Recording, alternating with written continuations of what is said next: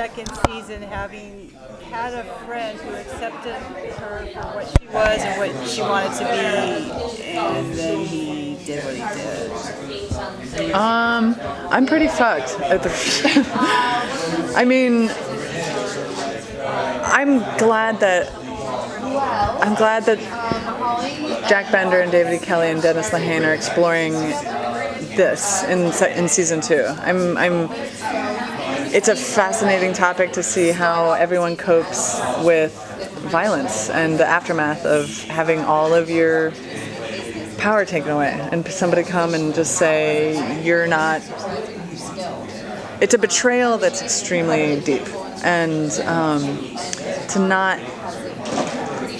And it's also like, I worked there with him for a long time while he was killing people. He killed a bunch of people. Like, I always imagined that we had watched the footage of the Mercedes killer together at the store, or that we had, and I knew he was very weird. But he was like my kind of weird, I guess, which in hindsight, knowing now that he's the Mercedes killer starting in season 2, what is my kind? So now I have to look at myself and say, is there something in me that attracts, I think anytime somebody abuses or betrays somebody like that, you have to say, is there something about me that attracts that type of violence? Which is a survivor's and victim's dilemma, right? Is it my fault? Am I somehow bring this to myself, and you have to, some of that is explored in season 2 as well, which is like, awesome. And also worthwhile. I felt like I explored something worthwhile to sort of look at that. Yeah. In my mind, in the story, in my imagination in the story, I have had 1,000 confrontations with Brady Hartsfield. I can't wake up and take a shower. I can't spend a single moment away from a technological device without going over and over and over and over and over in my mind what it would be like to stab him, to take the knife. What if I had taken the knife and gone like that instead? What if he had killed me? Why didn't he kill me? Why didn't he kill me? Why didn't he kill me? Because he loves me? Is he my friend? I'm definitely, I think about that a lot in the story. Why, what it would feel like to, doesn't everybody who's been attacked, fantasize about, I think that's what is the story. I'm literally just realizing this now. But, Hodges' obsession is largely based on potential of catching him. And I become kind of obsessed in the same way. It rules my life after that, of just how many, I can't make a freaking bowl of cereal or heat something up in the microwave without thinking about it. It's straight up PTSD. And also it isn't. You also try to go about your life. And then that creeps in. And then, try to go about your life. And then that creeps in. And there's definitely a bit of a preoccupation with confronting him. I have a preoccupation with confronting him in this story. Yeah. Whether I do or whether I don't is yet to be revealed. Did you do any research for taking on that victim mentality and kind of not the victim mentality that were wrong? No, it's kind of taking on that, the recovery and the mental state of that.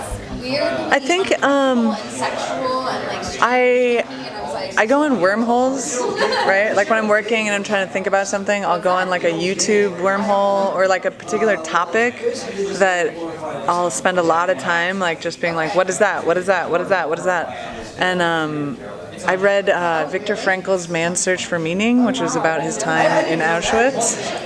And that is a portrait of a person going through the most human reductionist place where somebody literally boils you down to a number and then starts literally boiling you down. The last bastions of humanity inside of oppression. And I started watching and reading a lot about that, which I don't think that directly relates, but the Parkland High School kids were really inspiring me. When we started that, the Parkland High School kids were really going after their campaign, and I just thought about Brady Hartsfield kills these people with his car, but he didn't kill me. You know? Like, that was something I thought about a lot. Was like survivor's guilt. You know? Just sort of. I mean, it's interesting because these seem like very dark topics, but I'm excited about them because I know that they're people's real stories, and this one is a make-believe story that I get to explore that isn't real, and I think that is the function of horror and thrillers, is that you can talk about and experience these topics without it being real. You know, like the Parkland High School kids don't get to walk away from that experience, and I do. And so I wanted to kind of do it, learn from them and discover from them, and do that justice, because it's happening to real people. So it's a weird thing. It's like make believe, but it's real issues and real topics. So I want to do them honor and justice. You know? Whether I accomplished that or whether I knew, you know, how far can your empathy go? I don't know. I don't know if I'll ever know what that's like. Hopefully I won't know what that's like. Hopefully a lot less people will know what that's like.